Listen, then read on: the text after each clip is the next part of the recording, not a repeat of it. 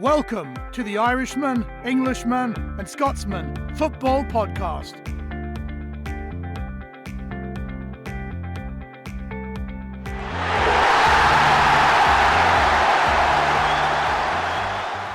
Hello and welcome to another episode of the Irishman, Englishman and Scotsman Football Podcast.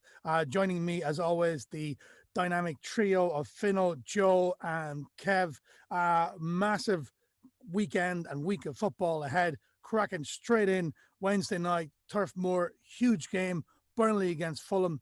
Burnley, big win at Palace. Fulham, of course, massive win at Everton.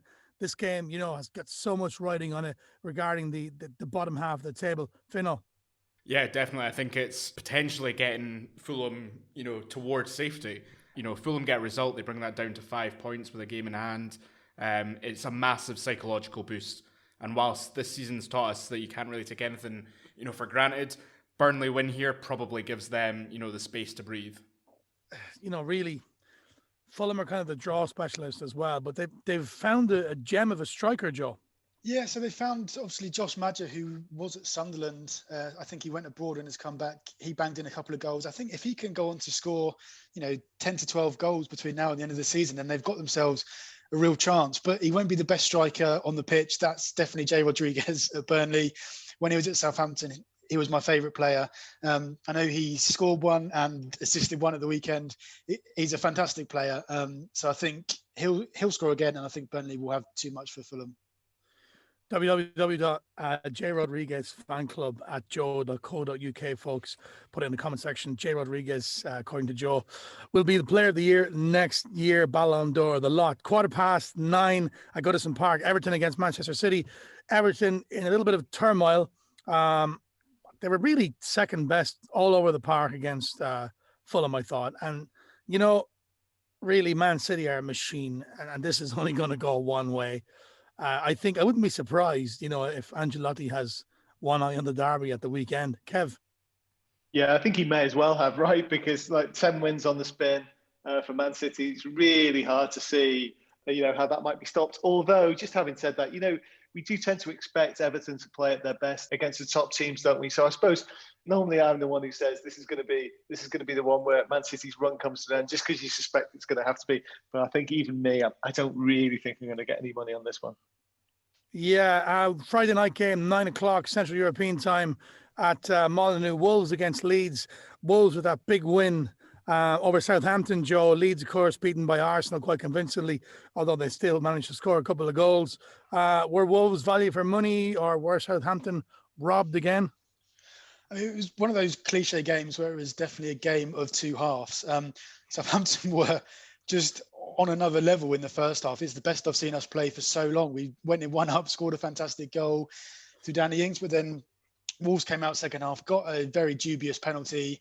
And then the Southampton, the confidence just completely dropped. And Wolves, to be fair, they scored a brilliant second goal. But they weren't that good. I still don't think they're anywhere near as good as they have been for the last few seasons. And I think if Leeds can really go at them, as we know Leeds can, then they can cause Wolves all kinds of problems. And I think what Leeds would have to do is what Southampton didn't, is if they can go 2 or 3 goals up, which Southampton could have done, then I think Leeds could just nick it. Yeah, I think this is definitely a game where we can just kind of let the players play a little bit. It's 11th versus 12th, relatively safe teams, but not challenging for Europe.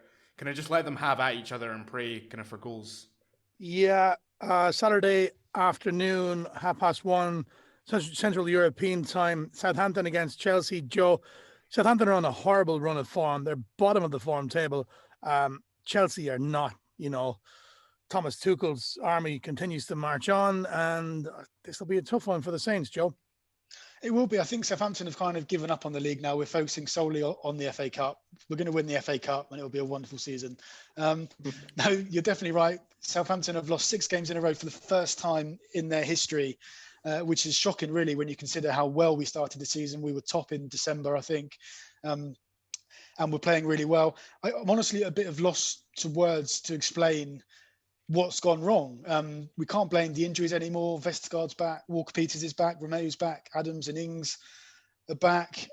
So I can't see where the next win's going to come from. I don't think we're going to win against Chelsea. It's just our luck that Timo Werner seems to have hit a little bit of form. And then I know we've got Leeds again on the Tuesday. The following week's going to be another tough game. So that could be 8 games without a win. It's only going to take a couple more games before we start looking over our shoulder at that dreaded relegation zone. Yeah, Joe, I don't think you're quite at that stage where you have to be worried about relegation. I think you've got a lot of points. I do blame you personally because you were so happy about being top of the league on a couple of very brief occasions. But genuinely, Southampton, we're up to not just for 24 hours, we're up to thirds pretty much, legitimately, really not that long ago. But I mean, Southampton are going to be fine. It's one of these things, isn't it? It's confidence. It's a fragile thing, as I think, was it Klopp who was talking about that earlier a couple of weeks ago. Yes, it may get worse before it gets better, but this is a really good football team. And I don't think, relegation is ludicrous. I think this is going to, like you say, could end up with a decent FA Cup run, could end up with you. I reckon 13th is the lowest you'll be higher than that come the end of the season, I'm sure. I really hope you're right. And I think the one thing that's going for us and the reason why we can stay positive is we have got goals in our team. Now we've got Minamino, who looks a really good signing. Danny Ings is back scoring. Then we've got Adams, Armstrong, Redmond. So I think we've got enough goals in our team to win the probably 3 matches we need to stay up. Yeah, I think Saints are safe. Burnley against West Brom is the 4:00 game. Burnley, of course, will have played midweek. Also a massive game, this one, really. West Brom have any chance or any iota or any hope of staying up, albeit slim. They'll want to win this game. But Burnley they're in a good vein of form, Finno. Yeah, definitely. They've been playing some nice stuff, and I think Burnley get tagged often with, a bit of a prehistoric outlook on football, and actually they play some nice stuff and have been playing some nice stuff for a while. These 2 games against the bottom 3 in quick succession could see them up to 12th. You think that that's probably keeping them, relatively safe. And if Burnley do win, I think that only hammers home, that final nail in the West Brom coffin and, potentially breaking Big Sam's never been relegated record. Liverpool Derby, 6:30 at Anfield. Liverpool versus Everton. Both teams in dire need of a win. Liverpool well beaten by Leicester in the end. Everton well beaten by Fulham at home. For me, I listened to, like I said, James Maddison's interview at the end of the game. He said they targeted Jordan Henderson at the back for Liverpool. Those balls over the top and, down the channel. Jordan Henderson doesn't have the pace over 5 or 10 yards. He was never going to keep up with Jamie Vardy. I think Liverpool fans need to stop looking for excuses. And Klopp, really, Jordan Henderson's a midfielder. Put him in midfield. You sign 2 defenders. Play them. Then Henderson will help the press return, that high press that they have. They've got world-class strikers. They're going to score goals. The best form of defence is attack. We've talked about it a few times, haven't we? Van Dijk, the injury, and of course it was in the return, the other end of this fixture where this happened. So it's like, brings it all back to you, that dreadful afternoon against Everton, where of course Liverpool were going in on the back of that awful result against Aston Villa and actually played really well against Everton. And it was the first time where I think, even more than the 7-2 against Fulham, it was a sign that this season was not going to go well, because like I say, we played really well. We didn't get the win. Bad luck seemed to be following us with VAR. And of course, there was that awful injury to Van Dijk. Obviously, we haven't been the same since, And I think you're right. I think the time has come. I think Klopp really, you can't say made a mistake because what do we know, But anyway, he made that decision to persevere with Henderson at the back. And maybe he thought, he had no option with it wasn't just Van Dijk, Gomez went as well. Fabinho now injured as well. I mean, you get to the point where he doesn't know who he's going to play. But anyway, I think what's sad about Liverpool in that performance against Leicester was we were so good at times. Honestly, for most of that first 70, 75 minutes, I thought Liverpool were great. But then what did you have? You had another self-inflicted defeat, right? You had another case of individual mistakes. And I'm not just talking about Alisson Becker. I'm talking about the thing that really struck for me was if you look at Thiago making that tackle on the edge of the box, leading to the Leicester, what could have been a penalty, but in the end was the free kick and equally an equaliser. You sort of think, well, clearly how furious Jordan Henderson was with Thiago for making that tackle. And it was clear then that they were just the frustrations of the side who had a game plan, knew what they had to do, were sticking to it, everything going well. and then a rash decision, the sort of rash decision that they just can't afford. And then, like we talked before, confidence being a fragile thing, it falls apart. No excuses for that. I don't think Liverpool fans are sort of looking for excuses. I think we know, obviously, the league has gone. We're hoping that there might still be a Champions League place at the end of the season and maybe a decent run in the Champions League itself. But I think we're beyond looking for excuses now. I think we've got our sympathy for Jurgen Klopp, but this side needs to pull itself together because it's individual errors now that are taking the toll. Yeah, late game on Saturday night at Craven Cottage, massive one at the bottom of the table. Fulham against Sheffield United. Fulham have found form. Sheffield United have not found form. Finno, beaten quite easily by West Ham. Yeah, look, I think West Ham against Sheffield United was a clear change in quality, I suppose, between a Premier League team and what will be a Championship team.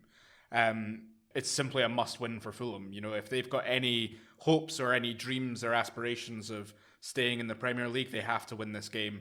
Sheffield United, if they get a point, then they become not the worst Premier League team in history, and that, I suppose, is something. But yeah, not that much consolation when you think of the teams that they'll be visiting next season.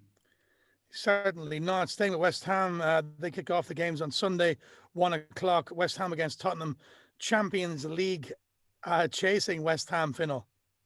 Who would have thought it, to be honest? Never in a million years would you have expected West Ham to be battling for a Champions League place, come February and into, the business end of the season. The reverse of this fixture was easily one of the early kind of contenders for game of the season, that 3-3 draw. Derbies are always tough to predict, though, and despite Tottenham, I crowned them champions-elect before Christmas. They seem to have done their best to wrong me at every turn. It would just be like Tottenham to come out and show that title potential winning form against West Ham. I did see an interesting stat. West Ham, they were on BT Sport 10 times this season. They've been unbeaten in those 10. They've won 9, they've drawn 1. On Sky, they've played 11, won 2, drawn 3 and lost 6. We play on Sky on Sunday. So yeah, I think I'll probably go for a Spurs win here. West Ham's Champions League hopes hang on Finno's superstition. Midlands Derby at 3 o'clock. Aston Villa against Leicester. Villa, very disappointing, Joe, against Brighton. Brighton were clearly the better side. Leicester, were very dangerous on the break for the first hour against Liverpool, albeit, on the back foot. Liverpool were the better side. The last 20 minutes, okay, there was errors, but, they were very tactically very astute and they picked their chances. I can see Leicester winning this one, Joe. Yeah, you're definitely right, JP. And the Villa were fortunate to get that point against Brighton. If it wasn't for their keeper, Martinez, they definitely would have lost the game. He made some fantastic saves. I just think that Leicester, when Leicester are good, they're very good. And when they have momentum, they're a difficult train to stop. The likes of Vardy, Maddison, Barnes, Tielemans, they're just such a good, strong unit. I think they'll be full of confidence. And I think they'll have too much for Villa. What struck me the game against Brighton is that Brighton dealt with Grealish really well. It just shows you if you can stop Grealish, then you can kind of stop Villa.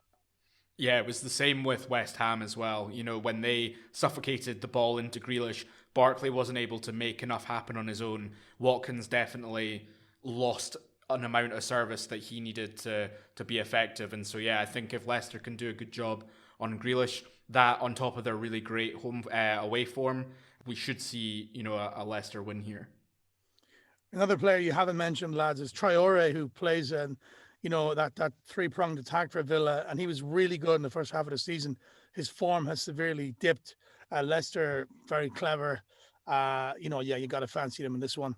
At the Emirates, Arsenal are back. They've beaten Leeds. Aubameyang's back and won the goals. They're back, but they're not. They're playing Man City, and they're going to get hammered. Man City are just flawless. They're purring, and they're perfection at the minute. And Arsenal have a lot of flaws. So, yeah, it's an away win here, Kev. Yes, of course. All things being equal, you're absolutely right. Arsenal, anyone can get an amazing result against Leeds. We all know that, right? I mean, it's just anything can happen in those games. The only thing I'd say about Man City, right?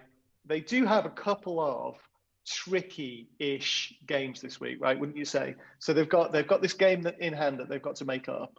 And then away at Everton, as we talked about before. And then they've got to come and play this game. And all I'd say is I made a real mistake earlier on because I was looking and thinking, like, I wonder how many games, Man City have to win now to be crowned champions. And I was thinking it was almost like a situation in Rangers, where Rangers, I think they've only got to win like 4 or 5 games. And they've got to do it. Of course, Man City, we're all gifting them the title because they're on this amazing run of 10 games. And of course, they're absolutely odds on. Bookmakers are very rarely wrong. It's going to happen. But they haven't quite got the points in the bag yet. They're 7 points ahead, albeit with a game in hand, absolutely. Most of the chasing pack have got 14 games left to go. Like you'd normally say, to be absolutely safe, you want to be 1 point ahead per game left to be played. So if there are 14 games played, you want to be 14 points ahead. Then you think that's pretty much it. Of course, it's odds on. Of course, they're going to do it, but they still actually have a lot of games. They've got a lot of points they've got to pick up. And I would never wish an injury on anyone. And I certainly don't wish it on this super attractive, wonderful Man City side. We're coached by really one of the game's greats and someone I admire enormously and always have. I was a huge Barcelona fan when I lived in Spain when Guardiola was there as a player and as a manager. Don't wish it on anyone. But of course, something could happen. There could be a Van Dijk style injury to them. Maybe they have a crisis of confidence. It seems ludicrous now. Yes, 99%, but they do have a lot of games still to win. So not quite done yet. I agree, Kev, but also Arsenal have just been so inconsistent. If I look at Arsenal's games, yes, they had a strong win against Leeds, but they dropped points to Villa, they dropped points to Wolves, both teams that we've already said have been kind of inconsistent this season. The interesting thing for Arsenal is that they've got now the European games back. They're playing Benfica. That's not an easy game. Even for a team that is as star-studded as Arsenal, that Benfica team has quality running right through it. And that might be the only way that Arsenal can get European football next season. So they will definitely have an eye on that. I don't think that Arsenal have the quality and depth to be able to, balance both of those going forward. Arsenal won't be playing European football next season, Finno. And if Man City get an injury, Kev, they're more than capable of Liverpool fans clutching at straws, really. I think the title race is over. Just got to let it go. Late game on Sunday night, Manchester United at Old Trafford against Newcastle. Man United will have played midweek in Budapest in their Europa League game against Real Sociedad. Of course, they were held to a draw by West Brom at the Hawthorns last week. Newcastle, though, realistically, the last game, Chelsea on this one, will be written off. It'll be, if you get anything, it's a miracle. But realistically, you're looking at Wolves next to try and pick up some points. The sad thing is the lack of effort against Chelsea in the first half was horrifying. It really was. Compared to the last few games when there was a high press, but it goes to show how much of a huge loss Callum Wilson is. The guy's involved in 60% of Newcastle's goals this season. What a loss he'll be for the next 7 or 8 weeks. Newcastle fans are screaming for Dwight Gale to come in and play alongside Saint-Maxime and Almiron. Steve Bruce picked those 3. They didn't deliver. There was no drive, nothing in the first half. Second half, they gave it a go. I will say that. But Chelsea have more quality, and that's shown right through. So this game really is a no-brainer. It's a Man United win. Newcastle will hope they don't pick up any bookings and don't concede too many goals. Joe? I guess the only thing I'd say is I remember a few weeks ago we were saying Man United are going to smash Sheffield United and they didn't. And then last week we said they're going to smash West Brom and they didn't. So maybe we should all say that they're going to smash Newcastle, JP, in the hope that Newcastle may manage to get a point. But I was so disappointed in Newcastle against Chelsea. I thought after Newcastle's performance against Southampton, where they went down to 9 men and they showed so much kind of courage and kind of bravery and pride. They really fought for the shirt. I just thought against Chelsea, they just didn't lay a glove on Chelsea all game. And it was almost like someone needs to tell Newcastle that they're actually in a little bit of a relegation battle here. Like they needed a bit more oomph. Yeah, there was comments heard that possibly gave Chelsea too much respect. But I mean, if you went back a month, you wouldn't expect anything from this game. And Jamie Carragher a month ago, said Newcastle have got nothing about them at all. Before this game, he said they're going to trouble Chelsea with those 3 players up front. But they didn't. They looked asleep, really. And Newcastle had rested for 9 days. Chelsea played Barnsley in the Cup and a league game since they played Newcastle. So it was very disheartening. With the greatest of respect, I don't think Newcastle are, going to have an outcome on this game. I think it's all about Man United and how they react to potentially being, 10 points behind in the league and how that Man United team reacts. Because if they're not careful, they'll go quite quickly from second into fifth, and then it becomes a bit of a crisis. Can Ole keep that team fighting and moving in one direction? I don't see it, to be honest. I don't know. That's a really interesting point, and I do think it's worth noticing. It does sound like the sort of thing that a Liverpool fan would say, but it is true that Liverpool have picked up 6 points in their last 5 games, and Man United have picked up 6 points in their last 5 games. And you've got Liverpool, and everyone talks about crisis. No one's really talking about Man United being in any trouble. And it was just what leapt out at me this week was, for the first time, I saw someone had pointed out that Solskjaer's contract is up at the end of next season. And he was asked about whether, what next kind of thing. And he said, the discussion has not even taken place. And when a manager says that, it says, we haven't even started negotiations. That's usually a sign that someone is agitating for those conversations to either start or pointing out that they haven't yet. There's an agenda somewhere when that sort of thing comes up, is all I mean. And of course, when you start to think about it, you do wonder, at times, Solskjaer has looked like he's the answer, right? There are times when you sort of think, wow, they've got so much about them now. They've got absolute quality in the team and they've got a lot of character. And you sort of think, well, that must be down to the manager. But it seems like Man United are not completely convinced. It's not like they've offered him a 5-year contract or anything like that. They haven't even started negotiations for a contract that's up at the end of next season. So I think he's probably now thinking he's still got something to prove, which, you can argue it either way. But I just mean, it's not quite as stable as maybe they'd like it to be at the club. Well, they've got 46 points. They're in second place, which is a big improvement on the last couple of years for Man United. So we have to give Solskjaer some credit. And we know City are going to win the league and at a canter. So if it wasn't one of those years, which seems to happen every other year, where City just become this remarkable machine that destroy everyone, they might have actually had a chance this season. Who knows? Long way to go. Monday night game in your backyard, Joe. Brighton against Crystal Palace. Brighton are playing some lovely football. Palace, of course, well beaten by Burnley. Brighton, I watched them against Villa. They just seemed a little bit toothless in attack. They need a fox in the box, somebody to, be a bit more ruthless and put those chances away, because they're creating lots of chances. But there's no doubt Brighton will be staying up, Joe. Yeah, you're absolutely right. They just need the Glenn Murray from 5 years ago, who was their kind of vocal point and their number 9 for many years. You're right. Brighton, this is normally quite a fiery derby, Brighton v Palace. I'm not sure it will be the same without the fans. I think Brighton will be really confident to win the game, because it just seems that Palace's season is pretty much over. They've got nothing to play for, really. They're not going to get relegated. They're not going to get into Europe. They're out the cups.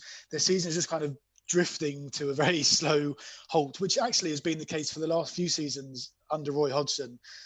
So you can kind of see why some Crystal Palace fans just seem to get a little bit bored, with their style of play and their season. Brighton, if they can just get a couple more wins, they'll be really kind of confident that they can stay in the Premier League for another season. If Brighton get all 3 points, I think they go level with Southampton and Palace. You just feel like that kind of motivation might get them over the line in this kind of game, because obviously they're still not absolutely safe. Even with their kind of dodgy home form, and we've talked about it in the podcast before that Brighton have been really ropey at home, but Crystal Palace, they just seem so, unremarkable this season. And Roy Hodgson, I think, maybe he's taken them all the way that he can. Palace are safe. They're kind of in limbo. They're not going to get relegated. They're not going anywhere. They're out of the cup. So, yeah, they're kind of a nothing team for the season with nothing to play for. Brighton, of course, will feel like the win is there for them. If they can just take their chances, I can see them winning this one. Final game of a crazy period of Premier League games at Ellen Road, Joe, 7 o'clock Tuesday evening. Leeds United against Southampton. Definitely going to be goals in this one. Leeds are definitely going to score. Just, Southampton are in a horrible run of form. Of course, will have played before this against Chelsea. Do you see any hope for the Saints in this one, Joe? I'm not looking forward to this one at all. I guess I would like to see how many we lose against Chelsea by. If we get done 5-0 by Chelsea, then I'm not too confident for the Leeds game. No, I think Leeds will score, but Leeds will also give Southampton chances. And when we play on the break, we're actually a pretty good team. When we have Redmond running in behind, Ings has scored 2 goals last week and is kind of back in form. So it wouldn't surprise me if Southampton get on the score sheet as well. I just think at the moment, Southampton's confidence is so low that if Leeds just come after them wave after wave after wave of attack, they may just break us down, and it may be one of those Leeds performances where they score 3 or 4 and just kind of run riot. I'm hoping not. But you'd have to say at the moment that I think Leeds will probably take the win. Just hearing you talk there, Joe, it sounded very much like I was thinking back to that Leeds Newcastle performance when I think they won 5-2. And that is exactly the kind of attack after attack after attack that you will still get chances. And I think Leeds and Southampton are 2 very different teams. You know, Leeds are very all-out attack. John Champion called them, the intoxicating mix of the irrepressible, irresponsible, and the irresistible, versus the very pragmatic, I feel, Southampton, led by Hasenhüttl. Be very interesting, and I don't know if it's going to go your way, Joe, to be honest. Leeds are box office. They're an absolute breath of fresh air to the Premier League, and they love them or hate them. They're great to watch this season. They really are. I tune in whenever I can to watch Leeds because there's no park the bus. There's no sitting back. They're going to go hammer and tongs and give it socks, and fair play to them. And they're going to stay up. They might even get into Europe. Who knows? But I don't know, Joe. I mean, they might have one of those days where Southampton do take the chances and you do come away with something. Leeds are also, like Fino said, very vulnerable at the back. That rounds it up for us. As far as the games are concerned, of course, we couldn't be going anywhere without a few words of wisdom from our lyrical genius, Kev. Yeah, I've got for you the Valentine's Day massacre. The losers were red, the victors were blue. I can't explain it, and neither can you. Week 24 and Liverpool cruising, 1-0 v Leicester, then 3-1 they're losing. 3 goals in 8 minutes for Rodgers and co. Defenders and midfield all over the show. The worst was the second, a present for Vardy. The keeper too quick, the defender too tardy. Irrational tackles, cardinal sins. If they played B&Q, they'd lose to the bins. It's not just the defeat. I mean, Leicester are purring. It's the errors like pie that just keep on recurring. Can you call it a crisis? I think that you must. The Reds are in 6 and the season's gone bust. But let's hear it for Leicester with no such fatigue. Favourites now for the Champions League. The title? Well, no one has even a hope of stopping Man City, who, much like the Pope, are infallible now. They won their 10th straight. 3-0 v Tottenham has ended debate. And United, are their title hopes still alive? Like Liverpool, they've got 6 points now in 5. No one is calling their form into question, but a 1-1 v West Brom's at least a suggestion. They're miles away from being contenders. But not so West Ham, our favourite EastEnders. They're up to 5th, quite rightly excited. An easy 3-0 over Sheffield United. Chelsea coach Tuchel, he's a fast learner. Newcastle dispatched a goal from T. Werner. Did that raise a wry smile from Klopp, do you think, as he contemplates how to pull back from the brink? On Saturday, he needs to bring back the spark as they welcome their neighbours from across Stanley Park. If the losers are red and the victors are blue, is it Auf Wiedersehen, see you later, adieu? Don't believe what you read. There'll be no final straw. Klopp will be staying, win, lose or draw. Stuff, Kev. Thank you very much. Pleasure as always. Good to see you all again. You too. Thank you, Joe. Thank you all. Thanks, JP. Thank you, Fino. Cheers, guys. Cheers, lads. Thanks a lot. This has been the Irishman, Englishman, and Scotsman Football Podcast. Don't forget, guys, if you are listening on YouTube, hit that subscribe button down there on the bottom right-hand side. And we'll see you all again next Tuesday. Enjoy the games. Thank you for listening. If you'd like to hear more of our podcasts, please click on the red subscribe button on the bottom right-hand side. Thank you.